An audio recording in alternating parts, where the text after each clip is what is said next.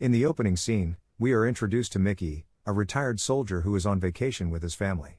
He brings his two children, Jack and Jane, to his brother Noah's home in the American wilderness. Tired from his recent military service, Mickey's wife, Sophie, takes the wheel during the trip. They soon arrive at Noah's house in the middle of the forest, intending to enjoy a relaxing vacation. However, it is not a pleasant experience, particularly for Jane. Mickey and Sophie are surprised to find the house seemingly intentionally left dirty. Mickey attempts to remain optimistic, believing Noah may have been extremely inebriated. However, a foul odor, likely from the scattered food and garbage, greets Jack and Jane as they enter the house. While examining the house, Jane reflects on her pride in her father's military background. She discovers that her father, grandfather, and great-grandfather also served in the military, as evidenced by various photos and artifacts in the house. Even Noah, who resides there, is a soldier. This drives Mickey to follow in their footsteps and become a soldier himself, and he's no ordinary soldier. He's a retired Special Forces soldier. Known and dreaded by 9 major countries. That night, Jane begins complaining to her parents about how much she dislikes the vacation area. Mickey encourages his kids to be grateful but learns they had wanted beach or mountain vacations. Mickey had recently retired from the military, so he wanted to spend his vacation at Noah's house to honor their family's military heritage. The next day, Mickey goes to see his father and grandfather's graves outside Noah's house. Despite their acknowledged military service, their burial took place without a ceremony. During the day, Mickey plans something. He has no idea that someone has been keeping tabs on his family the entire time. Mickey focuses on training Jack while showing care for Sophie. Unfortunately, Jane isn't interested in learning to shoot and is still bitter about her vacation. She walks to her room and expresses her irritation by yelling at her mother, who tries to calm her down. As night falls, Jack finds himself perplexed when the television in the living room refuses to turn on. Mickey figures it out and instructs his children to go to their rooms. To their surprise, the TV is a forgery, and behind it is a safe containing the family's valuables and significant documents dating back to World War II. Mickey's family has buried these goods to ensure their safety. Meanwhile, Jack is amazed when he discovers something under the bed and runs to inform his father. Mickey examines the room and is astounded to see Noah's lifeless body beneath the bed. He immediately advises his family to leave the house. At the same time, a car approaches from the end of the road, forcing them to go inside. Mickey instructs his family to remain hidden inside while they wait for the car to leave. However, by day, the car is still there. Mickey and Sophie stay awake all night, armed. Suddenly, a number of additional vehicles arrive at their home, prompting them to step outside to investigate. To their amazement, there are 12 troops who had previously fought alongside Mickey. They inform Mickey that they have come in pursuit of his family's valuables and inheritance. They give him some time to locate and deliver these precious goods from the house. After learning about their plans, Mickey and Sophie devise a new strategy to prevent the soldiers from leaving the property. However, Mickey understands the mansion is tightly secured, and attempting to flee would endanger his family. After a while, Mickey notices a soldier stretching his arm, and he seizes the opportunity to lead his family out, holding the 2 bags that contain their possessions. Mickey's family vacation had become chaotic, and they were unable to leave the location. Mickey takes his family to the woods to hide. Meanwhile, the troops are unaware that Mickey had escaped, and it takes them an hour to discover this. Meanwhile, Mickey and his family have gone deep into the woods. Fortunately, Mickey finds somewhere to rest and hide. Later, he hides the 2 bags of inheritance in a safe location. On the other hand, the soldiers plan to locate Mickey and hold a meeting. They allocate tasks for the pursuit through the woods. The majority of the soldiers were young but well trained and experienced. Unexpectedly, Mickey reappeared and witnessed the meeting. Suddenly, their boss, a man named Kane, threatened one of the soldiers for not obeying orders. Initially, the other soldiers assumed Kane was joking and found it humorous.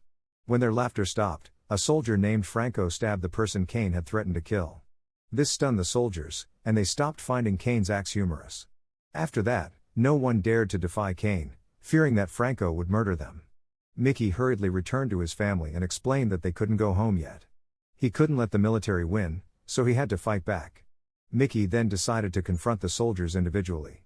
While the remaining soldiers explored the woods, they spread out to cover more land and attempted to restrict Mickey's movement, trying to trap him and limit his freedom. Mickey once confronted a soldier with extraordinary camouflage skills but quickly dispatched him. Mickey then picked up a communication radio and responded to Kane's remarks. He stated there were only 10 individuals remaining and that he would eliminate them soon. Meanwhile, Jack decided to follow his father despite having little experience with firearms. Sophie attempted to stop Jack, but fortunately, Mickey reappeared, and Jack abandoned his plans. As night fell, Mickey let his family rest. They couldn't shake their concern and anxiety about Mickey, who had returned to the woods to hunt. Jack ultimately made the decision to accompany his father due to Jane's persistent worries about him. Meanwhile, Mickey moved with the stealth of an assassin, and Sophie was unable to hold Jack back any longer. Jack feared for his father's safety. That night, Mickey defeated another soldier. The following day, Kane's squad discovered their comrade's body. The number 9 carved on the corpse's chest alarmed Kane and his colleagues, indicating that only 9 of them remained. Kane directed his squad to become even more attentive in their search for Mickey. Jack continued his journey through the jungle without seeing Mickey. Meanwhile, Mickey washed his face in a small river. At that moment, memories of a horrific incident from his time in Afghanistan flooded back. He recalled how one of his fellow troops had cruelly murdered innocent civilians, leaving only a woman and her daughter alive. When Mickey attempted to intercede and save the woman, his teammate viewed him as a traitor.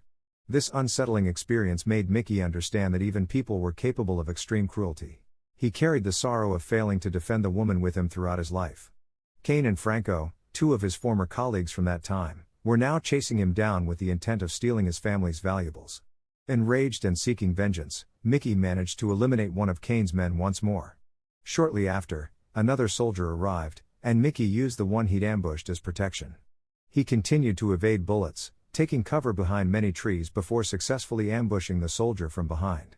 Surprisingly, when Mickey saw a female soldier, he chose not to employ firearms despite the woman's formidable build.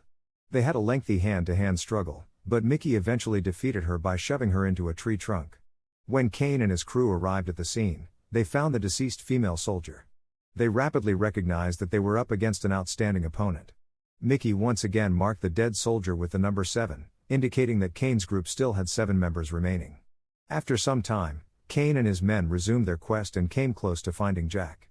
Thankfully, Mickey came to the rescue, instructing Jack to distract one of the soldiers while he dealt with another soldier patrolling the lake. The soldier was unaware of Mickey's presence in the water. When the timing was right, Mickey launched a surprise attack.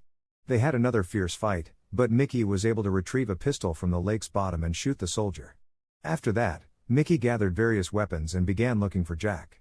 Meanwhile, Sophie and Jane became concerned since Mickey and Jack had not returned. Regrettably, a trooper trapped Jack. Stan and Franco captured Sophie and Jane and took them to Noah's house. Mickey managed to rescue Jack, only to uncover the kidnapping of Sophie and Jane. To make matters worse, Kane intended to harm Sophie and Jane. Enraged, Mickey immediately dealt with the soldier who had attacked Jack before heading to Noah's residence. Meanwhile, Stan initially opposed Kane's plan to injure Jane and Sophie, but Kane became enraged and shot him. A short while later, Mickey radioed his arrival and cautioned Kane not to act hastily. However, Kane and Franco disregarded Mickey's warning, further infuriating him. Mickey began rushing toward Noah's house and quickly dispatched 2 more of Kane's men. Mickey eventually reached Noah's residence. Kane was shocked and perplexed by Mickey's lightning-fast movements. After that, Kane and Franco took Sophie and Jane outside as captives. Mickey began haggling, promising to divulge where he'd hidden the treasure bags. However, Kane insisted on releasing only one person before Mickey turned over the luggage. Mickey had no option but to make a painful decision.